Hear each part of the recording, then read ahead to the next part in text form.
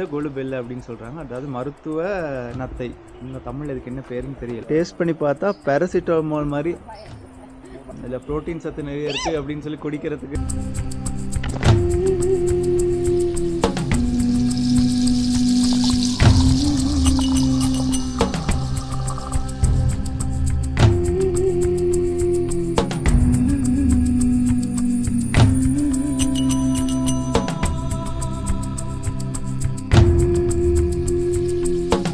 இலங்கையின் தென்மேற்கு பகுதியில் இருக்கிற ஒரு மலைக்காடு தான் சிங்கராஜ். சிங்கராஜுக்குள்ளே போகிறதுக்கு 4 பிரதான என்ட்ரன்ஸ் இருக்குது. இந்த படத்தில் நீங்கள் பார்க்குற மாதிரியே களவான அம்பிலிப்பிட்டிய தவளமை மற்றது நாங்கள் தெரிவு செய்ய தெனியாய பீட்டதெனிய என்ட்ரன்ஸ் இருக்குது. என்ட்ரன்ஸ் வழியாக போனதோடுமே டிக்கெட் கவுண்டர் இருக்குது. டிக்கெட் பயணத்தோடு சேர்த்து எங்களுக்கு ஒரு கைட் கொடுத்தாங்க. கைடுக்கு நாங்கள் வேறையாக பே பண்ணணும். ஐ திங்க் 2000 3000 மாதிரி பே பண்ணணும்.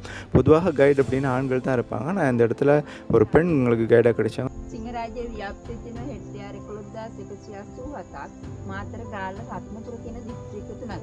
அதுக்கு பிறகு எங்களை ஒரு டிக்கெட் கவுண்டருக்கு பக்கத்தில் இருந்த ஒரு போட்கிட்ட கூட்டிகிட்டு போயிட்டு இதுலேருந்து எங்களுக்கு விருப்பமான பேக்கேஜ் தெரிவு செய்ய சொன்னாங்க. ஸோ 7 கிலோமீட்டர் 11 கிலோமீட்டர் 15 கிலோமீட்டர்னு சொன்னாங்க. நாங்கள் மிக குறைந்த 7 கிலோமீட்டர் பேக்கேஜ் தான் தெரிவு செய்யுது.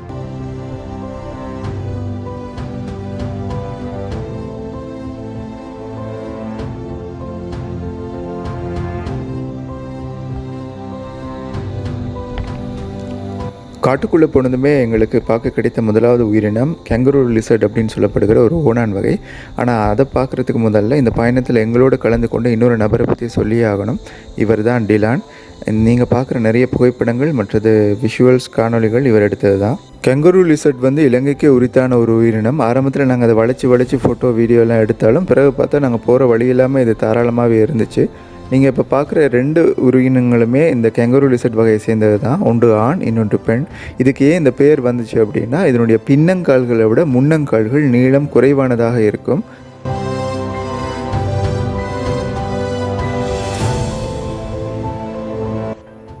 அடுத்ததாக எங்களுக்கு பார்க்க கிடைச்சது கோல்டன் ஆப் வெப் ஸ்பைடர். உலகத்தில் இருக்கிற வலை பின்னும் சிலந்தி இனங்களுக்குள்ளேயே 2வது மிகப்பெரிய சிலந்தி இனம் இதுதான். இந்த பேருக்கான காரணம் என்னென்னு பார்த்தீங்கன்னா இது பின்னக்கூடிய வலைகளில் சில நேரம் மஞ்சள் நிறமாக அல்லது பொன்னிறமாக காட்சியளிக்கிறதுனால இந்த கோல்டன் வெப் ஸ்பைடர் என்று அழைக்கப்படுது. இது பின்னக்கூடிய வலைகள் வந்து கிட்டத்தட்ட 5 அல்லது 6 அடி நீள அகலம் கொண்டதாக அமையும்.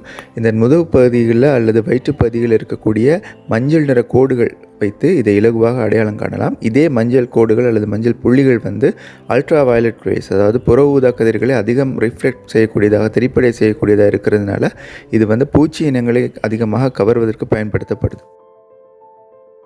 இந்த சிலந்தியினுடைய இன்னொரு சிறப்பம்சம் என்னென்னா உலகத்தில் வாழ்கிற தரைவாழ் உயிரினங்களுக்குள்ளேயே ஆண் மற்றும் பெண் உயிரினங்களுக்கு இடையிலான அளவு வேறுபாடு மிக பெரியதாக இருக்கிற உயிரினம் இதுதான். நாங்கள் எடுத்து இந்த காணொலியே பார்த்திங்கன்னா பெரிதாக தெரிகிற சிலந்தி பெண் உயிரினம், அதற்கு மேலாக சிறியதாக கபில நிறத்தில் அதாவது ப்ரௌன் கலரில் தெரிகிற அந்த உயிரினம் வந்து ஆண் உயிரினம். பெண் உயிரினங்கள் வந்து அல்லது பெண் சிலந்திகள் வந்து கால்களோடு சேர்த்து 20 சென்டிமீட்டருக்கு மேலாக பெரிதாக வளரக்கூடியவை. ஆனால் அதே ஆண் உயிரினங்கள் வந்து கால்களோடு சேர்த்து 1 அல்லது 2 சென்டிமீட்டர் வரை தான் வளரும்.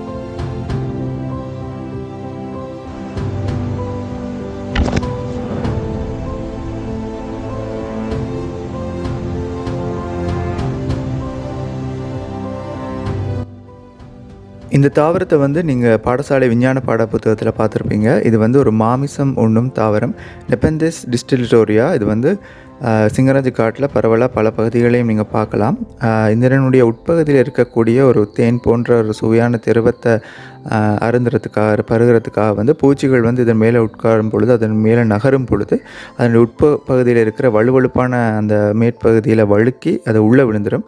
அதுக்கு உள்ளே இருக்கக்கூடிய சமீபாட்டடைய செய்யக்கூடிய நொதியங்கள் அல்லது திரவங்கள் மூலமாக அந்த உள்ளே விழக்கூடிய பூச்சிகளை வந்து செரிமானம் அடைந்து அதனுடைய சத்துக்களை வந்து இந்த தாவரம் எடுத்துக்கொள்ளும்.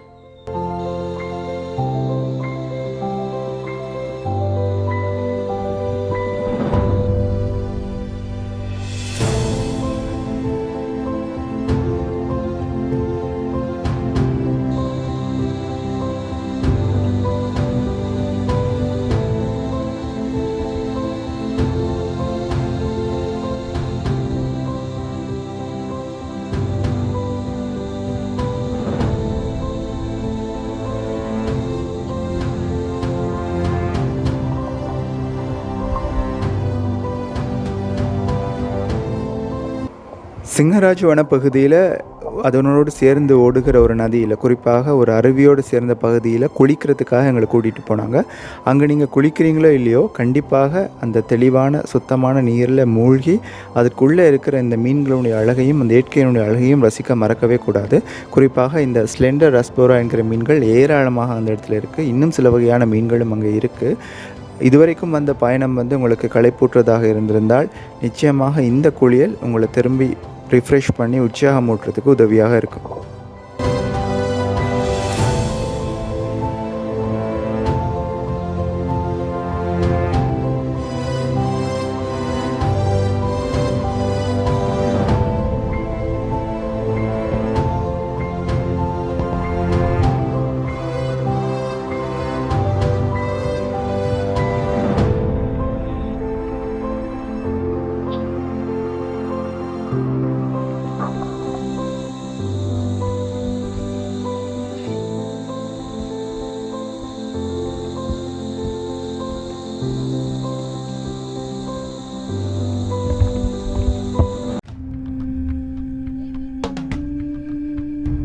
ஓகே, அது வெதகொழுபெல்லனே, வெதகொழுபெல்ல அப்படின்னு சொல்கிறாங்க. அதாவது மருத்துவ நத்தை.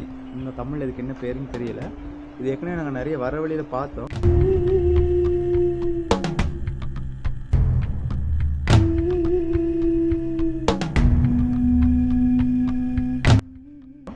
ஸோ இதில் உள்ளுக்கு டேஸ்ட் பண்ணி பார்த்தா பேராசிட்டமால் மாதிரி டேஸ்ட் வரும்ன்றாங்க. பேராசிட்டமால் டேஸ்ட் தான் இருக்குது. இதில் ப்ரோட்டீன் சத்து நிறைய இருக்குது அப்படின்னு சொல்லி குடிக்கிறதுக்கு தான் பண்ணேன். ஆனால் அது ரொம்ப கசப்பாக இருக்கிறதுனால இதை நாங்கள் சைடில் வச்சுருவோம். பாய்.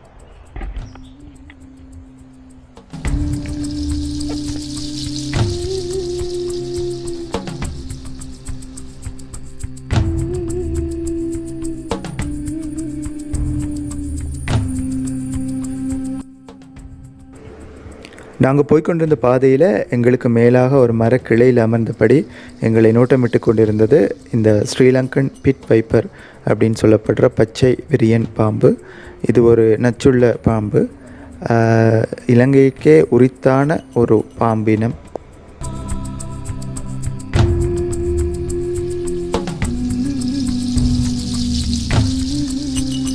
ஓகே, ஸோ சிங்கராஜில் முதல்ல சொல்ல வேண்டிய 2 விஷயம் இருக்குது. நாங்கள் வந்த உடனே ஒரு பிள்ளையான விஷயம் பண்ணிட்டோம். அதாவது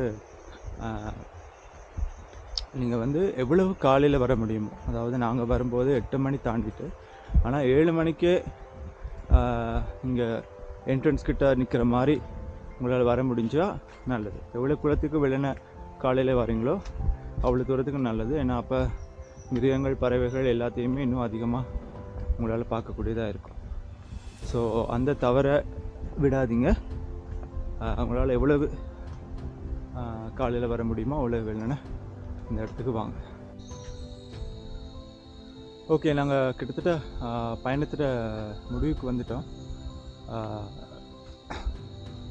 பொதுவாகவே காட்டில் இப்போ ஒரு காட்டு பயணத்தில் நாங்கள் என்னென்ன மிருகங்கள் பறவைகள் பார்க்கணுன்னு நினச்சி போகிறோமோ எல்லாத்தையும் பார்க்க கிடைக்குமான்றது சந்தேகம் தான். ஸோ இந்த பயணத்துலேயும் அப்படி தான் இருந்துச்சு. ஆனால் நான் எதிர்பார்த்த ஒரு சில மிருகங்கள் பறவைகளை பார்க்கக்கூடியதாக இருந்துச்சு. மேபி இன்னும் காலையில் வந்திருந்தால் இன்னும் அதிகமாக மிருகங்களை பார்த்துருக்கலாம். ஸோ அடுத்த பயணத்தில் சந்திப்போம். இப்போ எங்களுடைய என்ட்ரன்ஸுக்கு திரும்ப வந்துட்டோம். அடுத்த பயணத்தில் மறுபடி சந்திப்போம்.